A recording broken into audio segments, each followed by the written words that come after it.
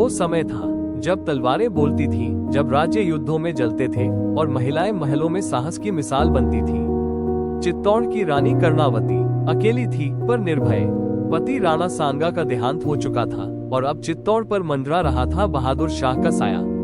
रानी के पास सेना नहीं थी, ना सहयोगी, पर उसके पास था एक राखी और एक विश्वास।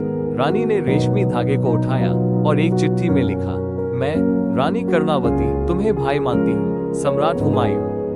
अगर इस राखी का कोई अर्थ है तो मेरी रक्षा के लिए आना। वो राखी और पत्र एक दूत के हाथ दिल्ली भेज दिए गए, उम्मीद के साथ कि एक रेशमी धागा एक सम्राट के हृदय को जगा सकेगा। दिल्ली में सम्राट हुमायूं के दरबार में जैसे ही राखी पहुंची, सम्राट मौन हो गया। सामने एक धागा था पर उससे भारी था कर्तव्य। हुमायूं ने कहा, ये राखी अब मेरा धर्म है, मैं युद्ध नहीं, अब अपनी बहन की रक्षा करने जा रहा हूँ। और वो कूच कर गया, एक सम्राट नहीं, एक भाई बनकर। लेकिन समय क्रूर था। जब हुमायूं पहुंचा, चित्तौड़ जल चुका था। रानी ने जौहर कर लिया था, आत्मसम्मान की रक्षा के लिए जीवन त्याग दिया था। हुमायूं ने बहादुर शाह को हराया, पर वो राखी का कर्ज कभी नहीं चुका पाया। कभी एक धागा तलवारों से बड़ा बन जाता है।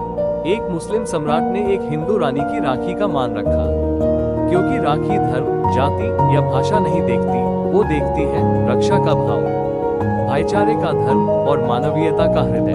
रक्षाबंधन सिर्फ एक त्योहार नहीं, ये एक वादा है जो इतिहास बदल सकता है।